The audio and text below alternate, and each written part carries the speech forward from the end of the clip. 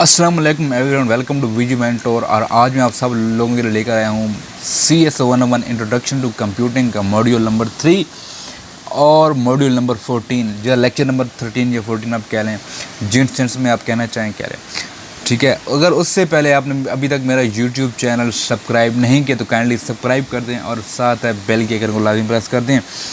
And सबसे important, अपनी राय का इजहार कमेंट में लाजमी किया करें। कोई क्वेश्चन हो तो पूछ लिया करें। अगर किसी ने ऑनलाइन क्लासेस लेनी है तो मेरा इंस्टाग्राम आईडी का नीचे लिंक है, वहाँ मुझे मैसेज करके बता दिया करें। ठीक है, तो आ जाएँ जी, शुरू करते हैं मॉड्यूल नंबर 13, हेक्साडेसिमल नोटेशन। ये कोई नई बात नहीं है, ये कोई नई टर्म नहीं है जो हम लोग सुन रहे हों।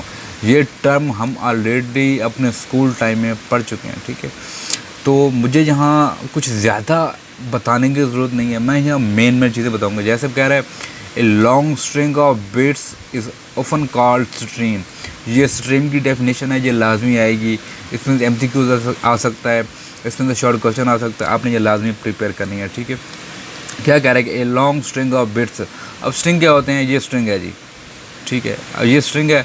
A long string of bits is called a stream. अब ये कह रहा है कि हेक्साडेसिमल नोटेशन क्या होती है? Therefore we use a shorthand notation called hexadecimal.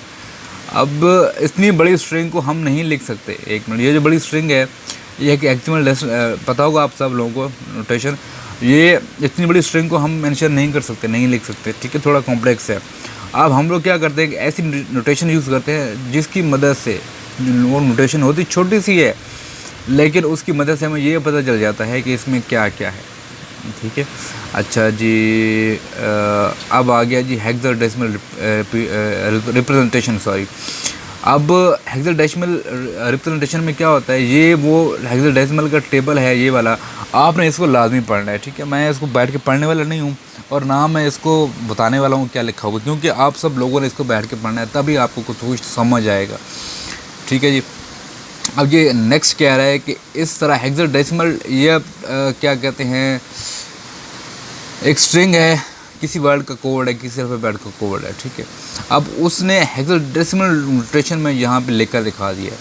वहाँ कितना कॉम्प्लेक्स है, ऊपर आप देखें यहाँ पे ये कितना कॉम्प्लेक्स नज़र आ रहा है, लेकिन यहाँ पे कितना शॉर्ट, कितना कंसाइज, कितना इजी समझने में आ रहा है। ठीक है, और इस तरह ये कह रहा है कि so the hexadecimal notation for, अब जितनी बड़ी स्ट्रिंग थी, ये इतनी बड़ी नोटेशन थी, उसको इसने क्या किया है, उसको इसने इसमें कन्वर्ट कर दिया है। अब ये कितना कंसाइज हो गया है, कितना शॉर्ट हो गया है। ठीक है, अब आप लोगों ने इसको लाजमी बैठ के रीड करना है। लेक्चर नंबर 14, स्टोरिंग ए बिट। अच्छा जी, थोड़ा सा ना आ जाए तो कंसेप्ट दे दूँ आपको मेमोरी का। मेमोरी में चीज़ें किस तरह स्टोर होती हैं, कैसे स्टोर होती हैं, क्या होता है, क्या नहीं होता। तो हम लोग स्टार्ट करने जा रहे हैं मॉड्यूल नंबर 14। मॉड्यूल नंबर 13 हमारा कंप्लीट हो गया है। We are on module number 14। ठीक है, स्टोरिंग ए बिट। किसी भी मेमोरी सिस्टम में बिट को कैसे स्टोर किया जाता है? ये क्या कह रहा है कि मेन मेमोरी। अब ये कह रहा है कि हमारा जो कंप्यूटर होता है वो लार्ज सर्कल उसके कंटेन करता है। उसके पास बहुत सारे सर्कल होते हैं जिसको हम फ्लिप फ्लॉप्स कहते हैं। ठीक है, और हर एक जो फ्लिप फ्लॉप होता है वो कैपेबल होता है एक बिट स्टोर करने का। समझ आ रही है? अच्छा, अब ये कह रहा है कि this bit is reserved as known as machines. ठीक है, उसको हम कहते हैं मेन मेमोरी। अब ये टिपिकली जो फ्लिप फ्लॉप होता है वो कुछ इस तरह का होता है। उसमें एक इनपुट होती है, इसमें एक एंड गेट होता है, एक और गेट होता है और एक नॉट गेट होता है। आप लोगों ने, मैंने अब उस चैप्टर में कहा था कि जो गेट्स की शक्लें हैं, जो उनकी फिगर्स हैं, आपने वो लाजमी याद करनी है। ठीक है, एंड और एक्स और नॉर ये तो हमें पता है, लेकिन इनकी जो शक्लें हैं ये भूल जाती हैं। तो आपने लाजमी इनकी शक्लें याद करनी है, इनकी फिगर कौन कौन सी। अब ये कह रहा है मेन मेमोरी ऑर्गेनाइजेशन।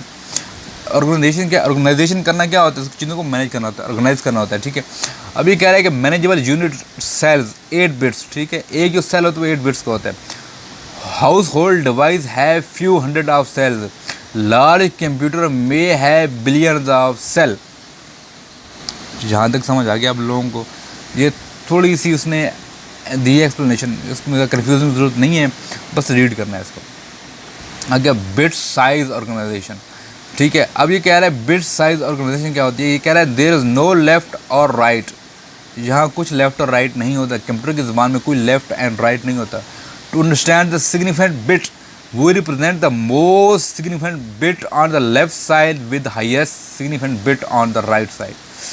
ठीक है, अब ये कह रहा है कि हम लेफ्ट साइड पे हायर ऑर्डर शो करते हैं और राइट साइड पे लोअर ऑर्डर। क्या होगा कि जो राइट साइड पे जो भी बिट लेफ्ट साइड पे जो भी बिट होगी उसकी मोस्ट सिग्निफिकेंट बिट होगी, उसका ऑर्डर हाईएस्ट होगा, और जो राइट साइड पे बिट होगी वो लीस्ट सिग्निफिकेंट बिट होगी, उसका ऑर्डर लोअर होगा। क्लियर हो गया? आपने इसको पढ़ लाजमी लेना है। अब आगे जो मेमोरी एड्रेस क्या होता है? ठीक है, अब ये कह रहे हैं to identify individual cell in a computer. अब जहाँ बिलियंस ऑफ सेल हों तो वहाँ ऑर्गेनाइज करना, उनको याद रखना कितना मुश्किल होगा। तो इसी तरह वो कह रहा है कि हम उनको यूनिक नेम देते हैं, उसको हम एड्रेस कहते हैं। ठीक है, जैसे मेरे घर का एड्रेस है, किसी घर का एड्रेस है, इसी तरह आप उसको एक यूनिक एड्रेस देते हैं कि ताकि जो कंट्रोल बस है वो आराम से पहुंच जाए वहाँ तक। ठीक है, ये देखें आ गया रैम, बहुत easy. Random access memory. Random access memory क्या है? आपकी ये एक वॉलेटाइल मेमोरी है। ठीक है, जैसे ही आप कंप्यूटर को ऑफ करते हैं रैम में जो होता है वो ख़त्म हो जाता है। ठीक है, सबसे पहले कंट्रोल यूनिट कहाँ आता है?